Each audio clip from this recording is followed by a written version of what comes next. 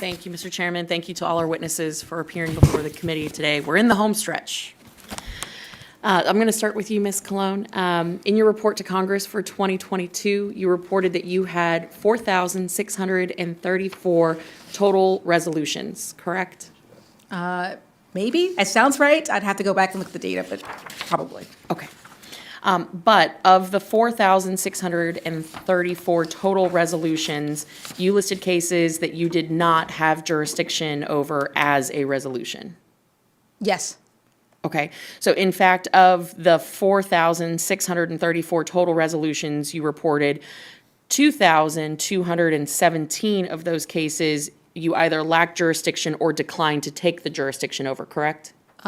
Maybe I'd have to go back and look at the data, but I can certainly confirm that for you. Okay. Yeah. I think my math's right on that. Okay. But just want to make sure.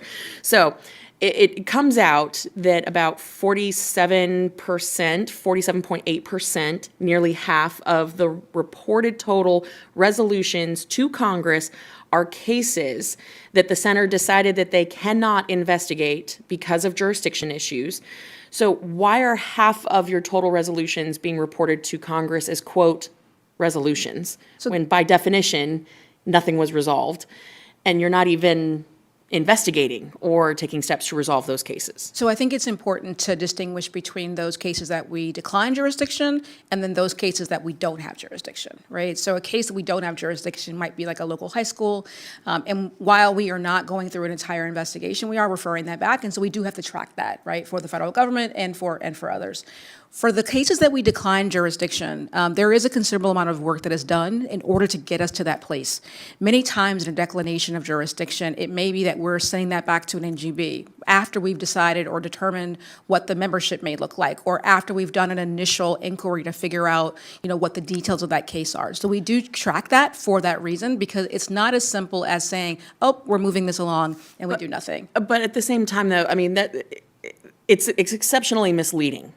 At the very least, you could say it is very misleading. I mean, that's basically the equivalent of a sheriff in one county stacking up another county's crime statistics and counting it as his own as a resolution. I think even clarifying, I mean, reporting to Congress, it's a very serious matter.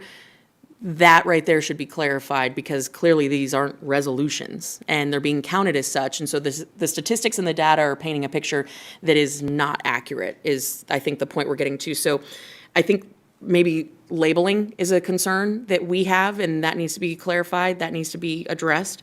And I guess moving forward, would you at the center commit to removing cases that you don't have jurisdiction over as resolution before reporting the statistics to Congress, because it paints a skewed picture? So that's what we're actually working on right now, right? So as part of this top to bottom review, we're also taking a very close look at how we manage data and what those systems are internally to better be able to tell a story, right? Because at the end of the day, they are a lot of numbers, right? But we're not really sharing or kind of explaining well, like what a trend looks like. And so that's a big piece of what we're focused on right now. When will that be complete?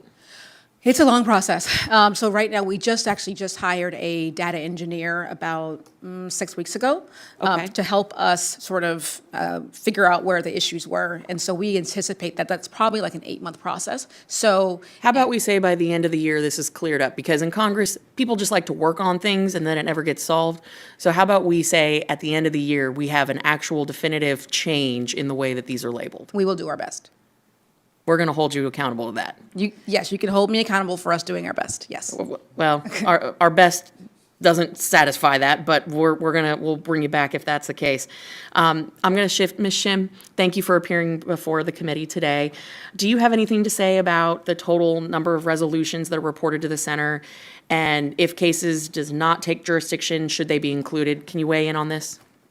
Yes, I share your sentiment that it is misleading, and it's confusing for us as NGBs, as well as claimants and respondents.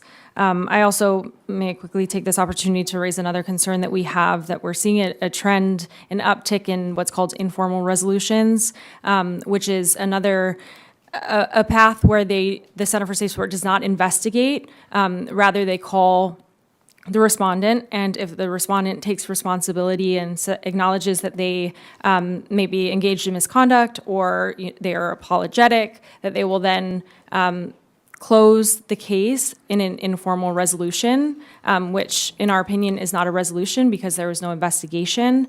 And those cases are concerning. Some of those cases are sex assault cases. Sounds like the situation is ripe for some legislative action. We agree. Thank you. With that, Mr. Chairman, my time has expired. I yield.